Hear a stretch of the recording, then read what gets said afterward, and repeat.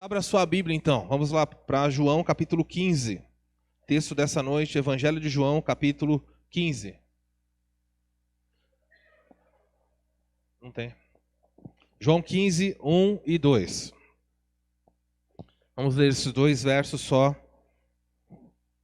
Eu acredito que o texto de João 15, de 1 a 11, até agora no Evangelho de João, talvez seja o texto mais difícil. Então nós vamos passar por esse texto com a graça de Deus, pedindo a Ele sabedoria, porque há divergências. E pessoas sérias divergem sobre o assunto. E nós então vamos tentar apresentar, e naquilo que nós compreendemos ser a verdade, vamos apresentar. Mas se for possível também vou mostrar o outro lado e como é que as pessoas pensam a respeito disso. Diz assim então o texto, Jesus disse, verso 1 e 2 do capítulo 15 de João. Eu sou a videira verdadeira e o meu pai é o agricultor. Todo ramo que, estando em mim, não der fruto, ele o corta. E todo o que dá fruto, ele limpa, para que produza mais fruto ainda. Então, hoje nós vamos ver só um pedacinho do verso 2. Não vamos nem cobrir o verso 2 inteiro para nos ajudar. Basicamente, esse texto vai falar sobre o relacionamento entre Deus, e ele vai usar por analogia a figura de um agricultor, de um viticultor, alguém que cuida de uma vinha, de uma vinícola, alguém que lida com uvas. E Jesus vai apresentar o seu pai como agricultor que está cuidando das uvas. É assim que ele vai fazer. E não só isso. Ele vai apresentar a si mesmo como sendo a árvore plantada pelo Pai para produzir esses frutos. E a partir daí vai uma série de analogias, de comparações que causam uma certa confusão se nós não fizermos uma leitura adequada. É tão complexo que até mesmo na tradução de certas palavras aqui gera confusão e vocês verão no estudo dessa noite. Eu sou a videira verdadeira, meu pai é agricultor, todo ramo que estando em mim não der fruto, ele o corta. É até aí que nós vamos nessa noite. Vamos caminhar então aqui. Qual é a verdade central, a lição que vem desse texto, desses dois pequenos versos? O nosso Deus, o Deus Pai, não é? Ele espera, ele busca e ele age, ele vai atuar para obter resultados na vida de quem se aproxima de Jesus. Deus, ele espera encontrar algo na vida de alguém. De quem? Daqueles que se aproximam de Jesus. Qualquer pessoa que tiver contato com os ensinos de Jesus, o Pai espera que algo aconteça. E se essa pessoa já é um crente e não acontece nada, ele vai agir para que aquilo que ele espera surja. Basicamente é isso que ele está falando. Porém, o capítulo 15, ele não pode ser estudado separado das demais coisas. Nós estamos vendo analogias aqui. A comparação aqui entre Jesus sendo uma árvore e o Pai sendo agricultor. E quando nós estudamos analogias, ou estudamos parábolas, ou estudamos algo mais simbólico aí, isso traz confusão, porque nós precisamos ter cuidado. Muito cuidado, porque ao estudar uma analogia, as pessoas podem ir além do propósito que o autor queria. E é comum que isso aconteça, as pessoas excedam o propósito. Toda a história contada, quando você conta uma história para uma criança, por mais florida, por mais detalhes que você conte, às vezes são pessoas muito habilidosas, elas contam a história com requintes de detalhe e tornam aquela história maravilhosa. Mas no final, havia um objetivo só. Se perguntar o que você queria com essa história? Ele ia falar, minha história queria contar isso. Mas ele pintou, ele colocou muita informação ali que era só para ilustrar. E o que as pessoas normalmente fazem, elas passam da ideia da analogia, da parábola, da história, e começam a buscar sentido nos detalhes que foram contados. E isso é muito perigoso, e aí começa a trazer confusão. Então hoje vamos ver que Deus, o nosso Deus, espera e Ele vai agir para obter resultados na vida de qualquer pessoa que se aproxima de Jesus. Crente ou incrédulo, tá bom? O que nós vamos ver hoje são lições preciosas da videira, dessa história da videira, para o seu relacionamento com Jesus. Como eu disse, nós já estudamos o capítulo 13 e o capítulo 14, mas o capítulo 15 só vai fazer sentido para aquelas pessoas que passaram pelo 13 e o 14 entendendo o que aconteceu. Por quê? Porque ele vai contar a história de uma videira e vai falar que essa videira é Jesus. E então ele vai falar de um ramo que está nessa videira. E esse primeiro ramo a quem ele vai se referir é um ramo que está ali, mas não tem fruto nenhum. Só tem folhas, tem o galho e as folhas, mas não tem fruto. E o texto fala que o agricultor, que é o pai, vai agir nesse ramo para que algo aconteça. Mas ele diz que nessa mesma árvore tem um outro ramo, neste aqui não tem só folhas, tem frutos também. E o pai vai agir nesse que tem fruto também. E um terceiro personagem, ele vai falar de um outro personagem que é um ramo que tem muito fruto. E o quarto personagem vai falar de um ramo que não está, que não permanece, ok? Não continua em Jesus. Esteve em Jesus, mas não continua em Jesus. E vocês já perceberam quando você fala alguém estava em Jesus e não continua em Jesus, primeira coisa que surge na mente de todo mundo é perda de salvação. A pessoa estava em Jesus e não permaneceu em Jesus. E o que aconteceu? O texto fala que esse ramo foi apanhado e foi queimado. E aí os autores, os comentaristas vão se degladiar mesmo. E vão falar, bom, não era um crente, era um crente. A morte aqui é disciplina eterna ou é disciplina temporal? Quem é esse ramo que não permaneceu? Perde a salvação ou não perde a salvação? Então você sabe que é um texto, é como um peixe, que você tem que comer a carne e tomar cuidado com esses espinhos. Mas para ajudar os irmãos, de pronto, eu já vou dizer para vocês, esse texto não tem nada a ver com perda de salvação. Esse texto está falando sobre, ele está sendo colocado como um pano de fundo com o que acabou de acontecer no capítulo 13 e 14 com Judas. Ele fala, o ramo que não permanece em mim será queimado. Existem outras possibilidades? Sim, mas a mais coerente com a lógica do que ele vem falando é de Judas, que estava em Jesus e não permaneceu nele, e por isso foi queimado. Pastor, mas eu queria depois que o senhor explicasse o que significa estar em Jesus. E aí nós vamos fazer isso com calma, porque esse estar em Jesus, para alguns escritores e comentaristas, é ser salvo, e depois foi desligado. Olha, se nós olharmos dessa maneira, teremos que dizer que Judas era um salvo, e que depois Judas abandonou, e foi punido com morte eterna. E aí então muitas igrejas por aí, eu digo a maioria mesmo absoluta, vai dizer que é possível perder a salvação a partir desse texto. Mas Jesus não está falando nada disso. Tá bom? O segredinho aqui, se você quiser marcar na sua Bíblia, é a palavra estar em mim. O que significa estar em mim? E aí nós vamos caminhar nos textos. Vamos ver quais são as lições preciosas para entendermos. Existem alguns aspectos introdutórios dessa passagem. O texto é tão complexo que, diferente dos outros domingos que a gente já pode vir olhando os pontos, é preciso que você tenha um escopo atrás para que você compreenda. Quais são os aspectos introdutórios dessa passagem? Já falei para os irmãos o perigo de se estudar alegorias ou de analogias. Eu usei aqui uma maneira para os irmãos entenderem, é um grande perigo de alguém estudar uma folha e ignorar o restante da árvore. Suponha que você olhe para uma árvore e você estude tanto aquela árvore que você ignore a floresta onde ela está. Ou você foque tanto numa pétala da flor e esqueça do buquê inteiro. Tudo o que está acontecendo nesse texto, ele faz parte de um escopo maior, de um conjunto de coisas maiores. Então você não pode focar em cada detalhe dessa analogia, porque senão você vai perder o sentido dela. Eu já disse para os irmãos, se alguém contasse, eu acho que essa história todo mundo já ouviu falar, eu já ouvi de muitas formas, já ouvi do menino que estava nadando no rio e gritava, estou morrendo afogado, estou morrendo afogado. E a pessoa corria para socorrê-lo. Já ouvi essa mesma história sendo contada do menino que gritava, era um pastor e gritava, olha o lobo, já ouviram essa história aí? Não importa qual seja, é a mesma história, o objetivo é o mesmo.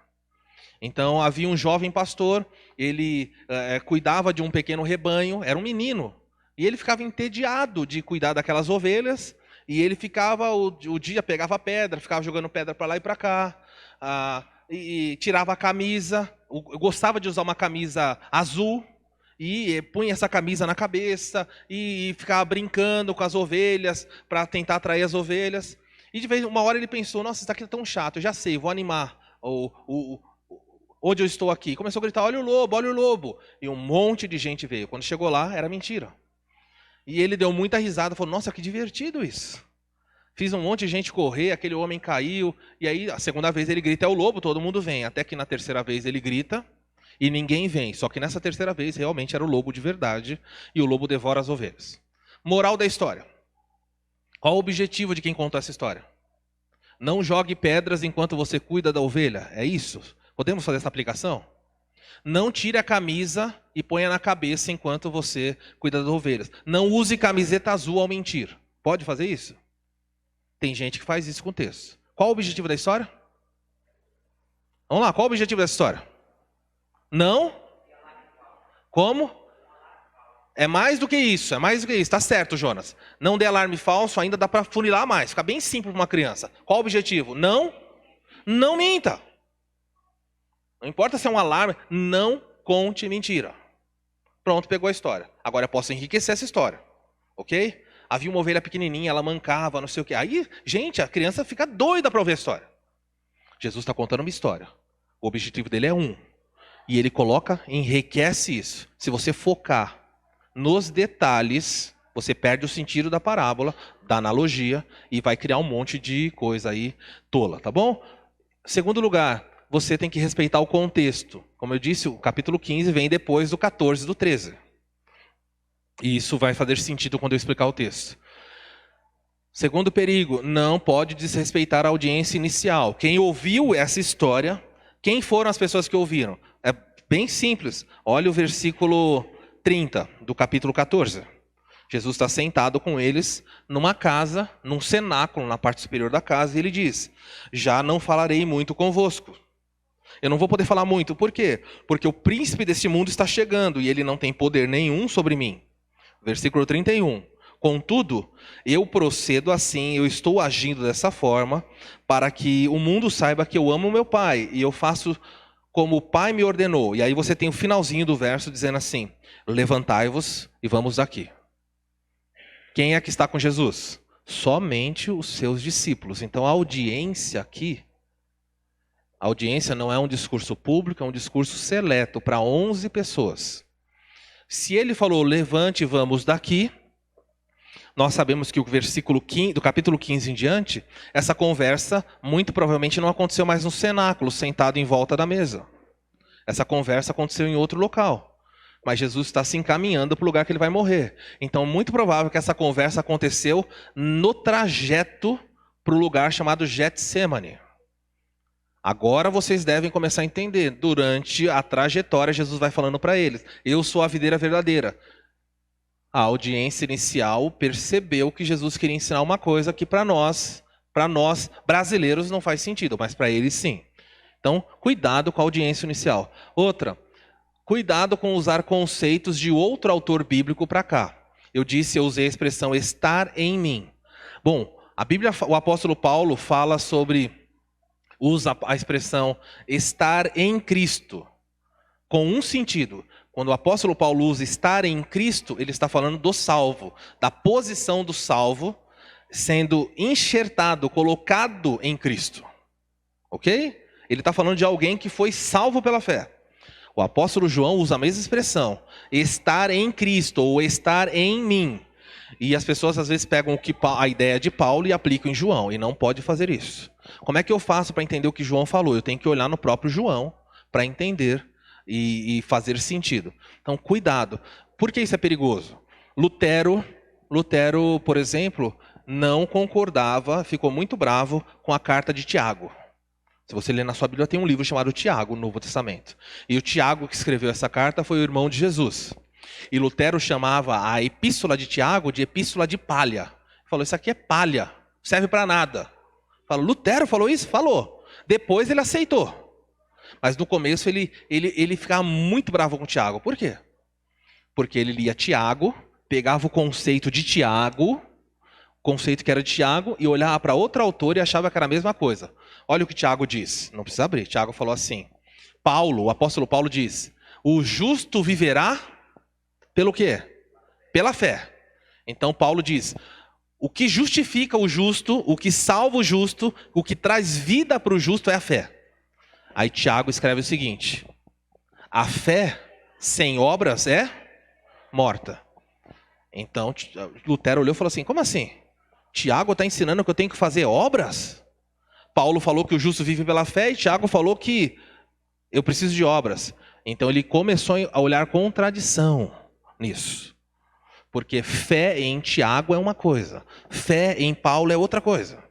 No caso de Tiago, Tiago está falando que a fé da pessoa, ela é evidenciada, ela aparece por meio das obras. Não é que a obra salva. Ele fala: você tem fé? Tenho. Então as suas obras vão mostrar que você tem fé. As obras ali vão servir de testemunho de que a salvação é verdadeira. Em Paulo diz: não. A fé em Cristo é uma fé judicial. Você creu, você está salvo. Tiago diz: obra confirma a fé. E houve briga. Muitas pessoas falaram: não pode aceitar Tiago. Então cuidado quando você mistura textos na Bíblia e achando que é a mesma coisa, só porque é a mesma palavra. Isso dá problema. Cuidado com ignorar o objetivo central da história. Já falei para os irmãos que era mostrar sobre a analogia de como quem permanece em Cristo, quem não permanece.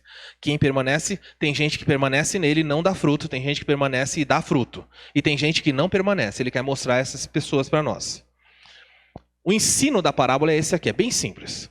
Assim como os ramos de uma oliveira, no caso aqui de uma videira, assim como os ramos só dão fruto se permanecerem na árvore, ligados à árvore, os discípulos só darão frutos se permanecerem em Jesus. Toda a história que você vai ver é isso aqui. Você está em Jesus? Você só pode dar fruto se você estiver ligado a Jesus. Permanecer nele. É um texto que fala de constância nele. Se você não permanecer nele, ou seja, se você teve contato com Cristo e foi embora e não permaneceu nele, você não dará fruto. Mas e o que permanece nele? É possível permanecer nele e não dar fruto. É possível que você esteja aqui e você seja alguém que permanece em Cristo, que você esteja ligado a Cristo e você não produz fruto. E o texto daqui vai hoje, esse primeiro verso e o segundo, até a metade, conta o que ele faz com quem é assim. E é um texto um pouco duro, mas é um texto bíblico que deve ter ensinado. Olha aí. Eu vou apagar aqui só um instante, se favorecer para vocês enxergarem.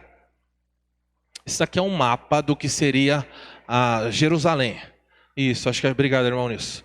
Aqui seria... Essa aqui é uma foto atual, tá? Com umas linhas que mostram como era na época.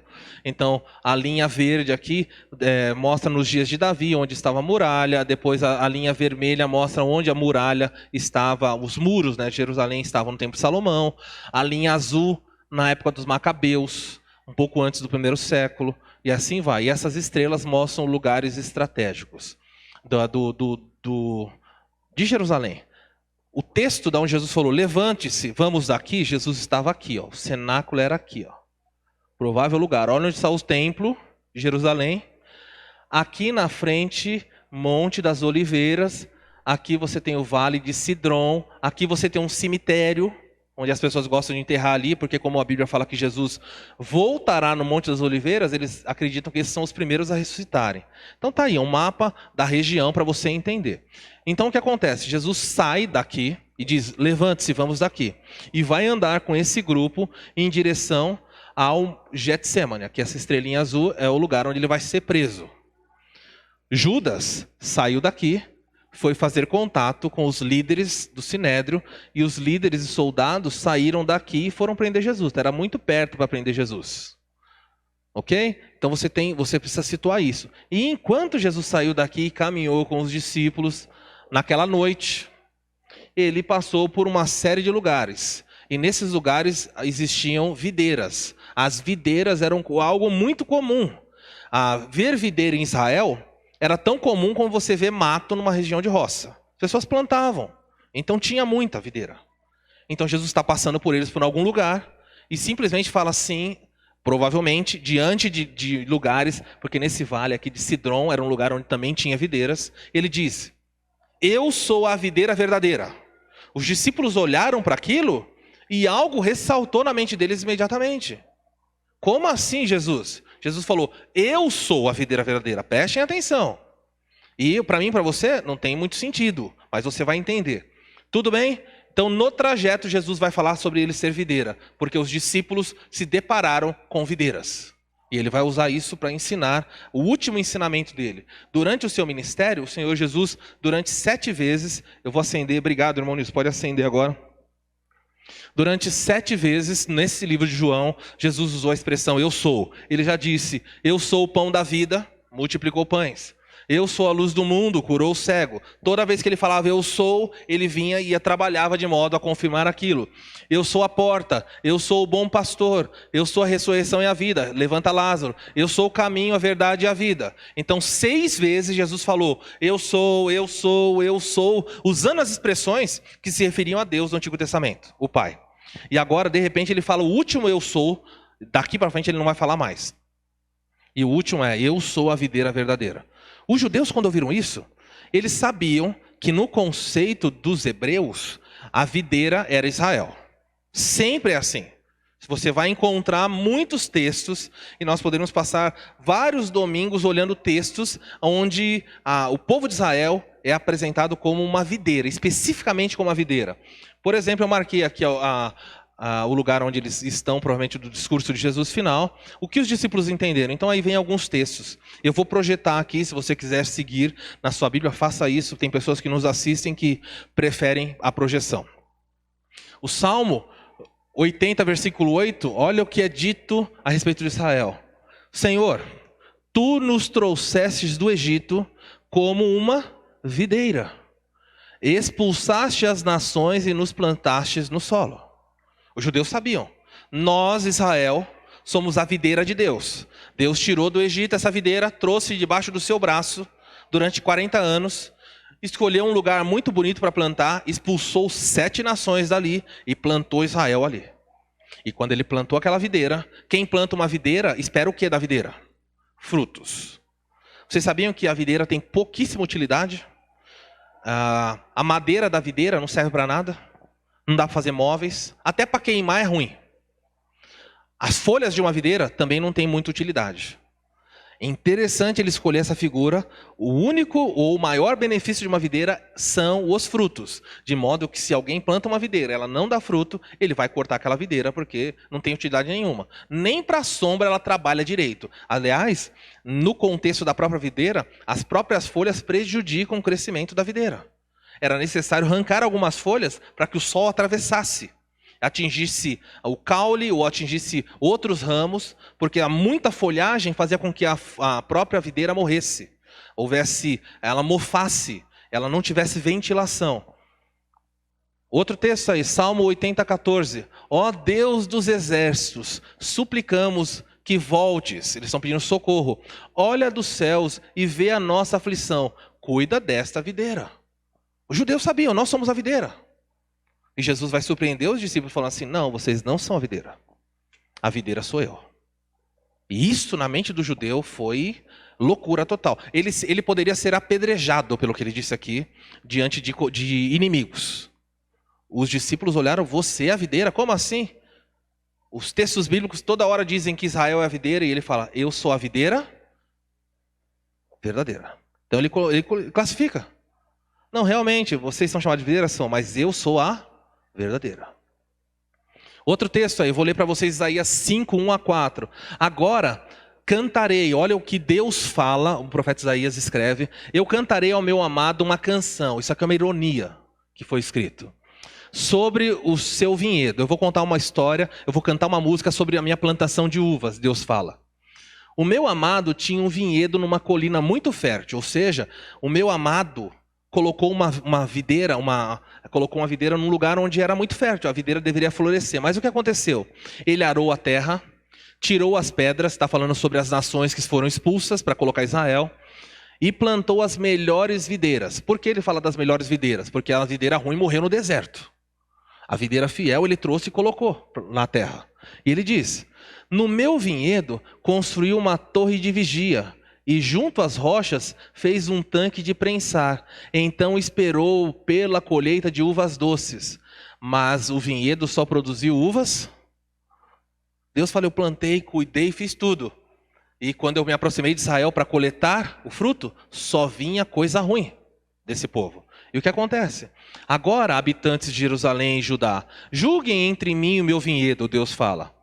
O que mais poderia ter feito por meu vinhedo que já não fiz? Porque quando esperava uvas doces, ele produziu uvas amargas?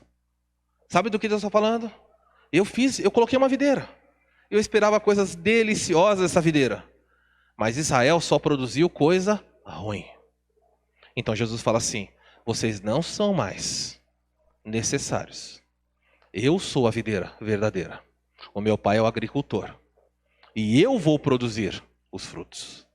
E isso na mente do judeu trouxe uma revolução. Por isso Jesus vai falar isso perto do seu momento de morrer. E vai direto para a cruz. E os judeus guardaram isso. Foi a última expressão quando ele falou: eu sou Deus. Outro texto aí, ó, Isaías 5:7. A nação de Israel é o vinhedo do Senhor dos exércitos. O povo de Judá é o seu jardim agradável. Ele esperava colher justiça. Olha qual é o fruto doce que Deus queria tirar da nação de Israel. Eu esperava colher justiça, mas encontrou opressão. Em vez de justiça, ele encontrou injustiça, opressão. O povo de Israel foi perverso. Ele esperava colher retidão, mas ouviu gritos de angústia. Viu o que é fruto amargo? Deus se aproxima de alguém no qual ele trabalhou, investiu, e ele busca encontrar justiça e encontra maldade, injustiça. Ele busca retidão e o que ele encontra? Ele encontra podridão, mentira. E isso agora vai ter aplicação para a vida dos crentes. Porque nós também, Deus se aproxima de nós esperando encontrar coisas na vida dos seus. Oséias 10:1, olha como Israel sabia quem era a videira. Como Israel é próspero, é uma videira viçosa, cheia de frutos. Mas quanto mais seu povo enriquece, mais altares idólatras ele constrói. Então agora ele está falando assim, o povo de Israel prosperou na terra, se tornou rico. Mas quanto mais rico o povo ficou, mais templos idólatras, mais ídolos eles construíram.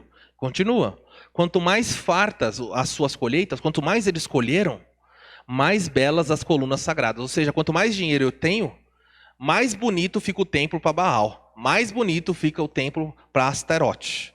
Mais bonito fica o altar de Moloque. Tudo bem? Imagina que Deus abençoasse você com muita riqueza. E você pegasse essa riqueza e você fala, nossa, eu fiz um templo aqui para um Deus pagão, mas é um templo feito de madeira e palha. Aí você ganha dinheiro, você vai lá e melhora, faz de cimento. Aí você melhora, vai lá e coloca porcelanato. Você fica mais rico e aí você começa a colocar joias.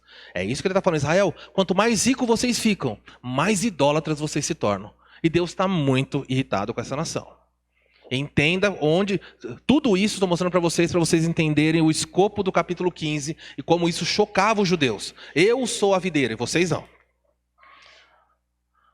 Muito bem. Então aí vem a lição que nós temos que guardar. O discípulo que não produz o fruto esperado será por Deus disciplinado. É só essa lição que nós vamos ver hoje. É suficiente. A Bíblia nos diz que Deus, o Pai, tem um interesse muito grande, muito especial em que na vida das pessoas a quem Ele investiu tempo produzam frutos. E o primeiro que ele diz aí, ele fala, todo ramo que estando em mim não der fruto, ele o corta. Se você tem caneta, marca isso porque é muito importante. Todos estão a palavra corta? Olha para a sua Bíblia e vê se está aí. Todo ramo que estando em mim, ele o corta. É assim que está na sua Bíblia ou tem alguém, será que tem alguma versão diferente? Porque essa palavra, infelizmente, ela não foi bem traduzida. A palavra usada aqui, airo, a palavra airo, ela também é usada para corte, mas ela é, em 80% das vezes, usada para outra coisa, em outro sentido, e em 20% para corta.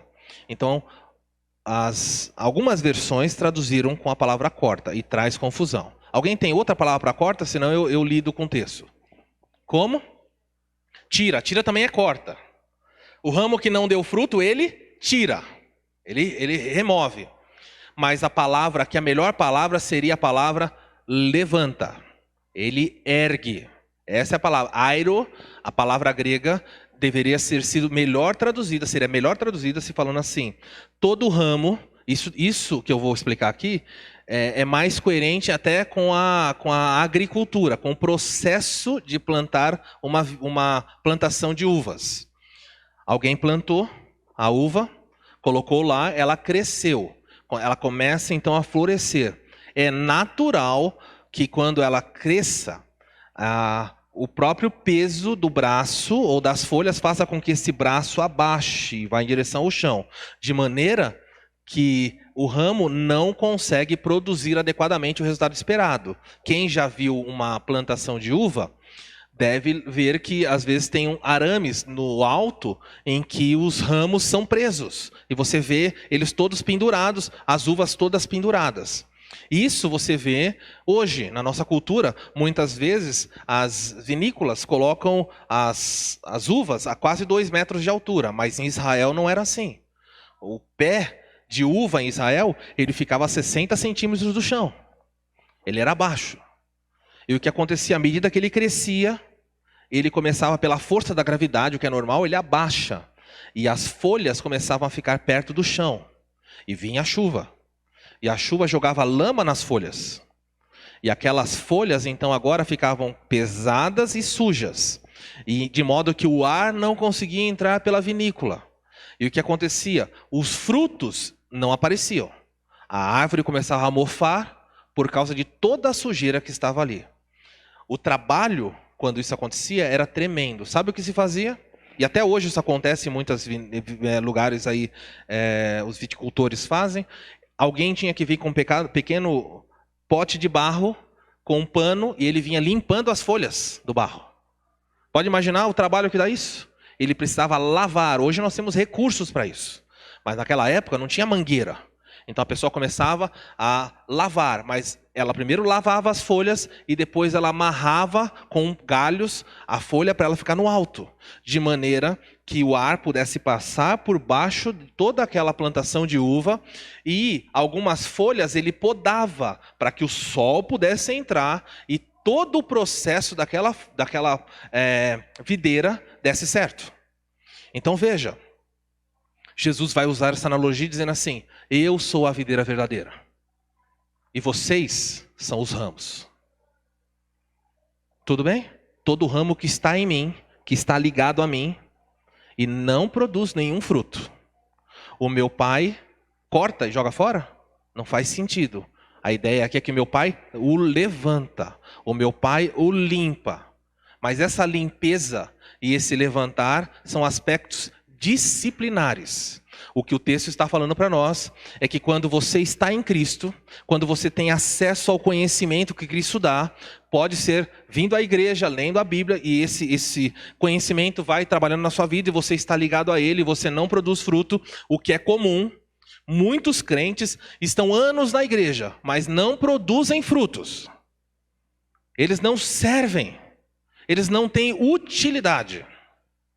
Então o pai vem numa tentativa e produz naquele ramo algo que não é agradável para o ramo. Ele primeiro vai limpar, ele vai agir para que o ramo produza fruto, e vai levantar o fruto e vai o amarrar com arames, e vai cortar algumas folhas, de modo que o pai vai disciplinar aquele ramo, para que aquele ramo possa então, numa tentativa maior de cuidado, produzir frutos. O livro de Hebreus, os irmãos podem deixar marcado aqui, o livro de Hebreus, capítulo 12, é um texto que fala bastante sobre esse processo que Deus tem em relação a cuidar da sua vinha. Abre em Hebreus capítulo 12 e veja como o pai lida de maneira a produzir. Deus está interessado em que você produza fruto, e se você não produz fruto, e você vai à igreja e não produz fruto, eu quero que você nessa noite entenda de coração aberto: Deus vai disciplinar você para que você produza frutos. Deus tem interesse em que você produza frutos, se você é alguém ligado a Ele. Versículo 6, versículo 4, ele diz assim, Hebreus 12, 4. Ora, a nossa luta contra o pecado não tem resistido até o sangue. Ou seja, o autor de Hebreus diz: vocês nem morreram por causa da fé. Estais esquecidos da exortação? Como a filhos discorre convosco. Filho meu, olha o que Deus fala para o seu povo. Não menosprezes a correção que vem do Senhor, nem desmaies quando por ele for reprovado. Então ele fala aqui, usa a palavra correção que vem do Senhor, e fala assim, não, você não deve desfalecer quando você for por ele reprovado. Todo pai, de alguma maneira, existem fases na reprovação a um filho. Há pais que você pai aqui que já teve os filhos pequenos em volta da mesa, às vezes os filhos estão se portando num ambiente de maneira inadequada. E se você usa óculos, você já ouviu a expressão assim, o meu pai olhava por cima dos óculos, já viu? Quando o pai dá aquela puxadinha assim, olha por cima do óculos, ele não precisa falar nada, a Mira tá mostrando ali, né, Mira? Puxa o óculos, dá aquela olhadinha, a criança tem que se tocar. O pastor Jairo Moreira, um amigo meu, disse que a família dele era administrada por baixo da mesa. Não por cima da mesa. O pai dava toquinho assim, por baixo da mesa, ponta do pé.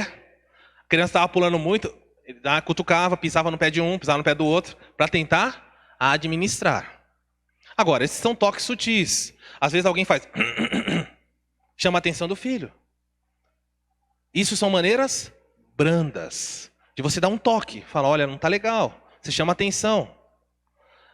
É uma palavra. É um olhar. Mas muitas vezes, esse olhar e essa chamada de atenção não é suficiente. Então o que um pai faz?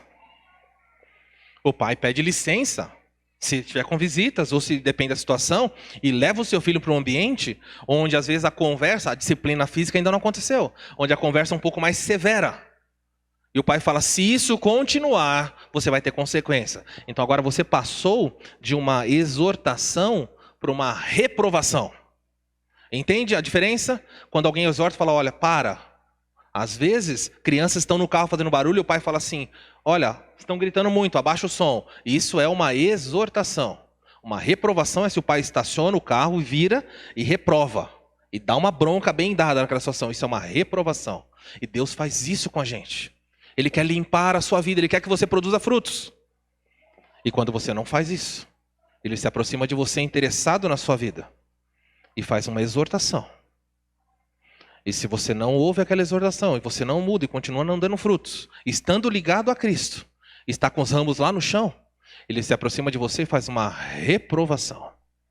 Ele faz, muitas vezes, te envergonha em público, reprovando o que você faz. E se você não entender, então Deus age da seguinte forma, versículo 6. Porque o Senhor corrige a quem ama e açoita a quem recebe por filho. A palavra que açoita é castiga, no sentido de disciplinar com vara. É uma coisa um pouco mais severa. E Deus faz isso. Quando todos os contatos, os toques foram dados, e o filho não muda, a filha não muda, não produz frutos, Deus assevera a sua disciplina por amor. E Ele disciplina. Verso 7. É para a disciplina que vocês perseveram. Deus vos trata como filhos. Pois que filho há a quem o pai não corrige? Uma pergunta retórica. Será que existem filhos que os pais não corrigem? Você fala, pastor, eu conheço um monte.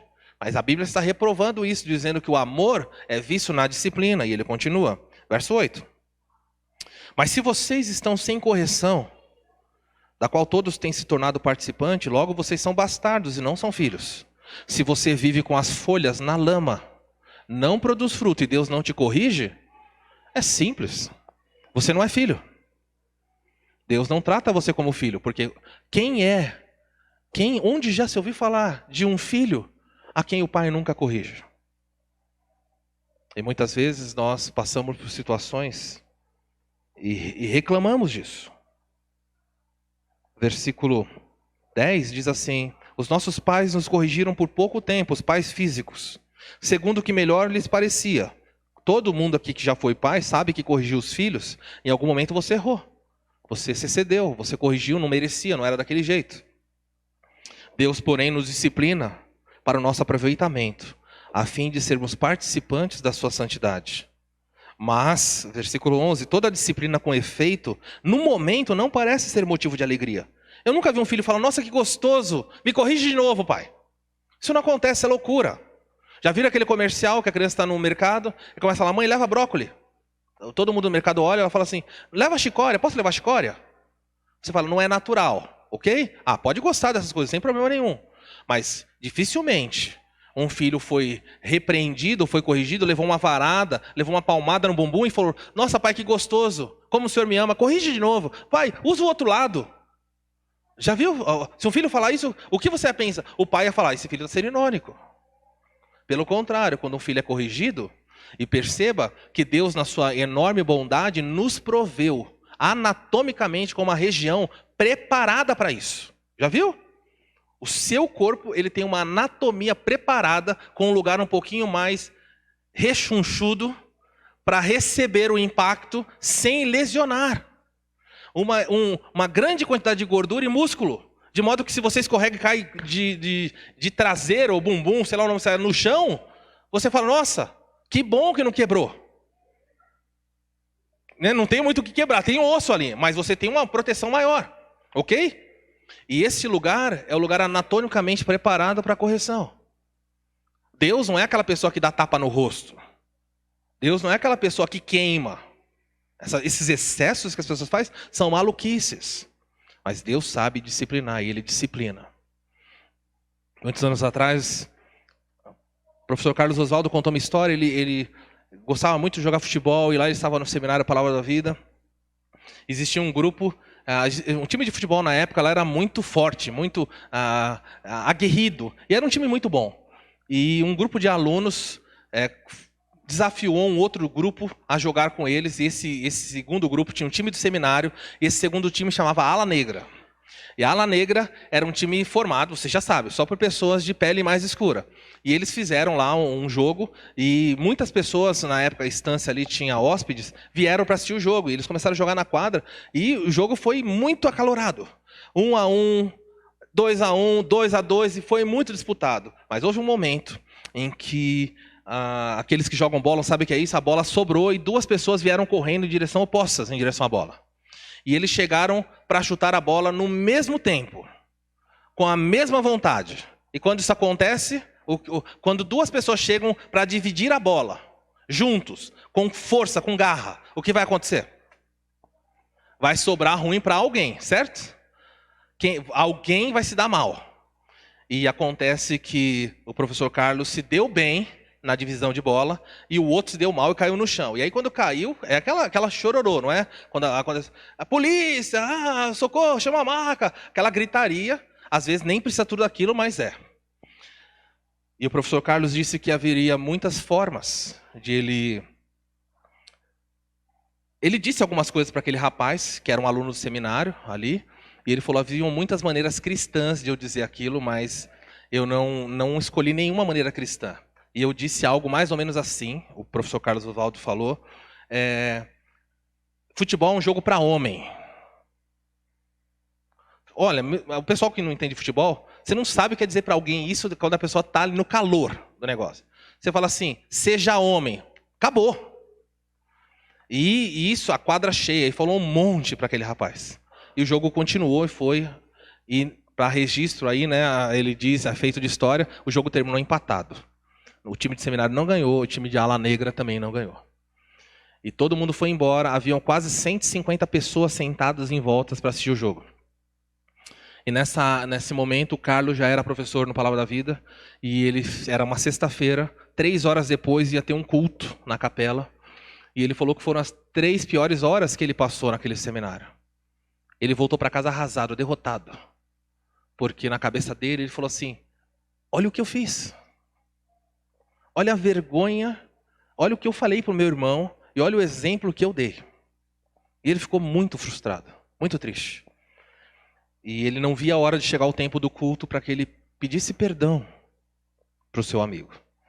Então, quando ele se aproximou perto do seu amigo, ele chamou o amigo chamado Sérgio e falou: Sérgio, eu precisava falar com você, eu quero te pedir perdão pelo que eu fiz. O que eu fiz foi vergonhoso, o que eu fiz não foi cristão. E o meu coração está arrasado, eu queria muito que você pudesse me perdoar.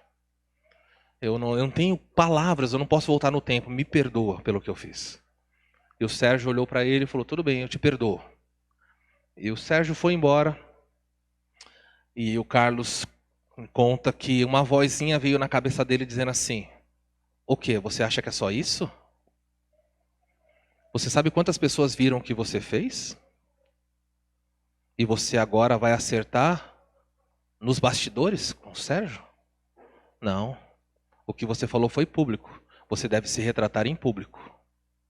E ele começou, não, na cabeça dele, não, mas eu já me retratei. E aquela vozinha na cabeça dele, não, você tem que se retratar. E antes de começar a capela do seminário, com hóspedes, muita gente ali, ele pegou o microfone e disse assim, eu queria pedir perdão pelo que eu fiz hoje à tarde, e Deus o humilhou na frente de todo aquele grupo. E ele falou assim, foi muito vergonhoso para mim, como professor do seminário, ter ofendido um aluno, terrível. E logo depois que terminou a capela, ele ficou sentado perto de um banco ali, e um casal de jovens se aproximou dele e disse assim, nós podemos falar com você um instante? E ele falou, claro. E ele disse assim, olha, nós queríamos comunicar que nós decidimos estudar nessa escola. Nós decidimos nos preparar para o ministério nessa escola. E ele falou, por quê? E ele falou, porque se Deus pode fazer o que nós vimos você fazer nessa noite lá, nós queremos isso para a nossa vida. Se um professor pode se humilhar a ponto de pedir perdão para um aluno quando erra, nós também queremos que Deus trabalhe na nossa vida. E ele disse que Deus o levantou do chão, limpou a folha e amarrou o ramo bem alto, para que esse ramo pudesse dar fruto, porque ele não estava frutificando. E talvez hoje você esteja sentado aqui e a sua vida não é muito diferente. É uma vida que não produz frutos. Você vem à igreja domingo após domingo, mas não há frutos na sua vida. Você tem vivido uma vida no chão. O seu palavreado, talvez em casa, seja um palavreado reprovável. A sua conduta no trabalho talvez seja uma conduta indigna. Você não anda com Deus, mas você está em Cristo. Deixa eu dizer para você que Deus está interessado em que você produza fruto e Ele vai agir para a sua correção. Em 1990, eu trabalhava numa empresa em São Paulo e era uma empresa, uma autarquia, era uma empresa mista. E eu trabalhava numa empresa, trabalhava uniformizado e nós recebíamos vale-refeição para almoçarmos. E era uma empresa interessante, porque o mesmo vale-refeição que o presidente da empresa recebia, o office boy recebia. E o presidente da empresa almoçava nos restaurantes caros. Era ele que definia o valor do vale-refeição. Então suponha que vinha um bloquinho de ticket refeição. Imagina, só para você entender mais ou menos hoje, é como se cada ticket daquele talonário fosse de R$100. Tudo bem? R$100 dá para fazer uma refeição? Olha, para um office boy, qualquer R$10 está comendo. Mas para o presidente da empresa, ele era em restaurantes caros, então ele usava aquele valor. E pela regra da empresa ia para todo mundo. Então eu tinha. E parte dava para minha mãe, ela fazia compras no mercado, na época aceitava, e era muito legal. E eu me lembro que eu almoçava num restaurante, e todos os meus amigos do setor trabalhavam juntos. E nós almoçávamos e tínhamos dinheiro. E quando terminava o almoço, os meus amigos de trabalho diziam o seguinte, vamos pegar a nossa sobremesa? E eu falava, como assim? Ele falava, vem com a gente. Tem um lugar ali que a gente pega a sobremesa. E eles então foram a uma grande loja de magazine em São Paulo chamada Mapping. Os mais antigos vão saber o que é isso, os outros vão ficar, não tem ideia, mas existia uma loja chamada Mapping. E eu entrei com eles naquela loja, na rua 24 de maio, 24 de abril, agora fugiu o nome, é algum 24 lá. E, desculpe, entrei no mapping da rua São Bento. Pronto, resolvi. Rua São Bento, bem no centro de São Paulo, porque eu trabalhava na rua de baixo, Líbero Badaró. E eles entraram, havia uma gôndola, 2 gôndolas na entrada do mapping, gigantesca de sonhos de valsa. Meus irmãos, uma pilha. Eu nunca tinha visto tanto sonho de valsa. E da outra, ouro branco, pilhas. E eu fiquei olhando. Eles se aproximaram, eles pegaram 4, 5 daqueles, colocavam no bolso, e eu olhava e falava, vocês são loucos. Eu era o único crente. Vocês são loucos. E depois eles passavam no caixa com um bombom, e pagavam um bombom, para que as pessoas que estivessem observando, viram, eles foram pagar. Quando pagou no caixa, não sabia se pagou 1 ou pagou 10. E eles saíam com um bombom pago e 10 no bolso. E eu saía sem nada. Então eles vinham pela rua comendo bombom e falando: você é tonto, você é bobo, você não pega. Olha, fica lá batendo sol, vai estragar tudo. Olha o lucro que o Mapping tem. Você, qual o problema? Isso foi segunda-feira. Na terça-feira nós almoçamos juntos. Eles falaram: vamos pegar uma sobremesa? E eu falava: não, vocês são tudo doido. E eles foram, na terça fizeram a mesma coisa. Hábeis no crime. Eles voltaram na quarta. Eles voltaram na quinta. Eu não aguentava mais a pressão. Então chegou na sexta e falei: hoje eu vou pegar. Agora. Chega. Eles a semana toda comendo, falando: você viu, olha, a semana deu alguma coisa? Você é bobo, pode pegar, tal. Fica com a gente e tal. Semana toda eu falei: hoje eu vou pegar. E a voz do Espírito Santo: não, eu fiquei aqui não, o quê? Quieto. Vou pegar. Então eu entrei no Mapping da rua São Bento. Tinha aprendido habilmente 4 dias observando o crime. Todas as saídas, tudo calculado na minha cabeça. Então eu peguei os bombons e coloquei os bombons no meu bolso. E fui até o caixa e paguei por um bombom. E quando eu vi os meus amigos, nesse dia nem sequer pagaram. Pegaram os bombons já, eu ficava bem perto da rua. Pegaram, saíram todos. Falei: moleza. Então eu me dirigi à porta e quando eu cheguei perto da porta, uma mão é colocada no meu ombro. E aí eu olhei, havia um homem enorme, vestido de preto. Ele falou: o senhor pode me acompanhar? Eu falei: o quê? Isso, você pode me acompanhar? Então ele me levou para uma sala dentro do MAP. E a essa altura, ninguém precisava falar para mim o que Deus estava fazendo. Toda a teologia do mundo, dinâmica, teologia didática, imediata. E o homem disse assim, pegava o telefone. Na época não tinha celular, aqueles telefones de discar. Hoje eu sei que é mentira, mas eu não sabia. Ele pegava o telefone e falou assim: manda uma viatura para cá. Isso. Aquelas grandes, isso. Manda. Tem algema? Traz algema também. Eu falei: meu Deus. Eu olhando na mesa, arrasado. Onde você trabalha? Eu trabalhava em empresa, era um tanto pública. Pega o endereço dele, vamos ligar. Liga para o pai, liga para a mãe. Eu pensando: meu Deus, vou ligar para meu pai e para minha mãe. Vou falar: como eu vou explicar para meus pais e para minha mãe que eu roubei bombom? Bombom com dinheiro. Eu tinha dinheiro. E todo o terror. Liga para a SWAT. Tudo que ele podia falar, meus irmãos. Tudo. Vocês não têm ideia o que é fazer isso com uma criança. Criança é modo de dizer, mas 14 anos. Eu não sabia que aquilo não era verdade. Então ele pôs o terror. E alguém falava, um falava com o outro: tem as algemas? Pega as algemas lá, tal. E meus irmãos, eu fiquei na mesa, a lágrima corria do meu olho. Eu olhava para baixo. Cabisbaixo. Sabe onde eu estava? Eu estava na lama. Eu era um ramo em Cristo, mas que estava na mais profunda lama. Dando 0 de fruto, 0. E o homem virou para mim e falou assim: eu faço um acordo com você. Está disposto? Eu falei: qualquer coisa. E ele disse: eu deixo você ir embora daqui com uma única condição. Eu falei: qual?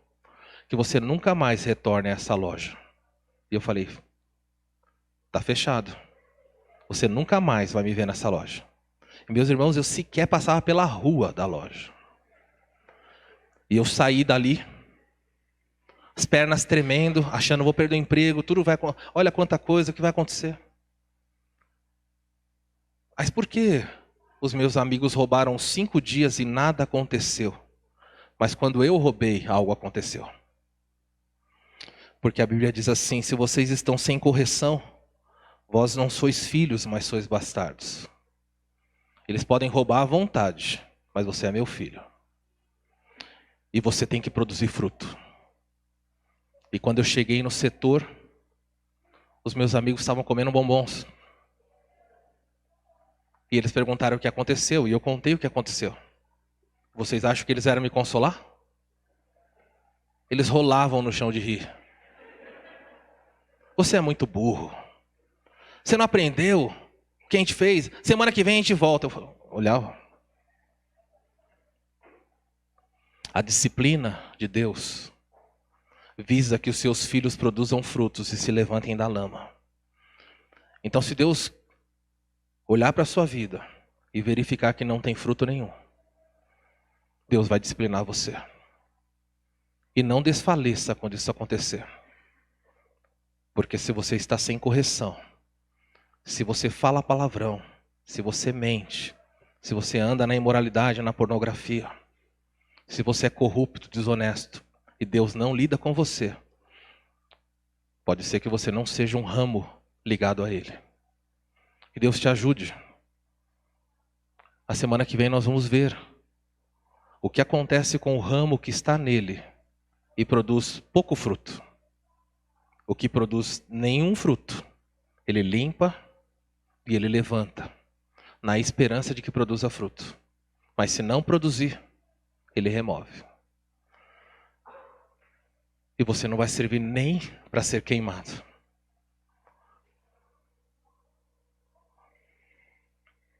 Esses são os textos que nós já lemos de Hebreus, não precisa ler, já passamos por esse texto.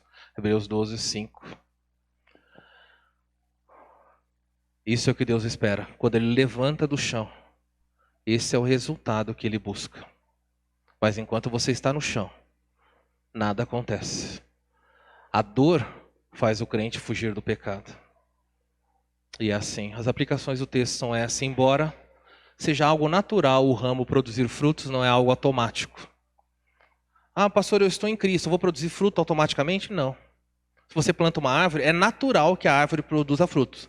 É o natural, está lá no, vou chamar de DNA dela. Mas se você não colocar água, você não tirar as pragas, não é automático, ela não nasce sozinho. É possível andar com Jesus e não produzir frutos. Então você tem que avaliar a sua vida. Analise a sua vida e veja se você encontra frutos da fé. Não importa se você é batizado ou vem à igreja.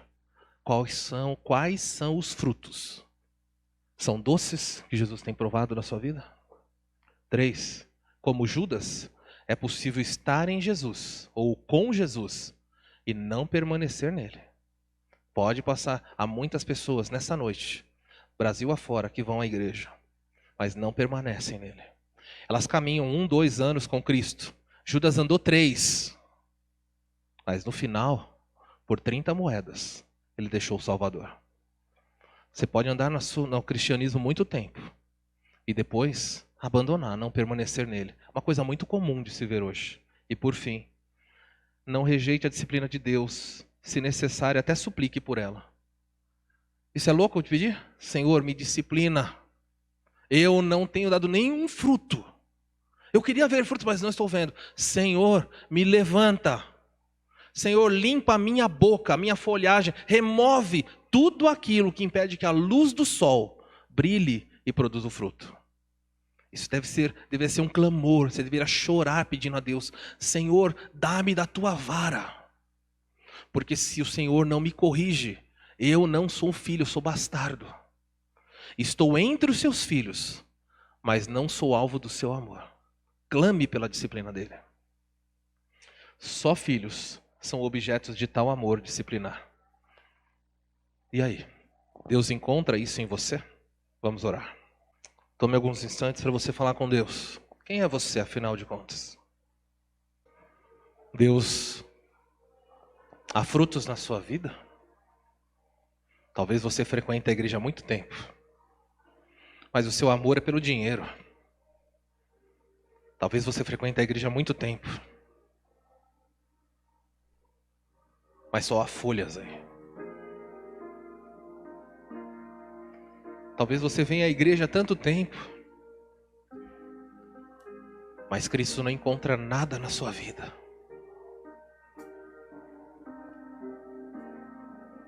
Peça a Deus por isso. Pai, olha para a sua igreja nessa noite, aqui está o seu povo. Nós deveríamos pedir perdão. Perdoa-nos.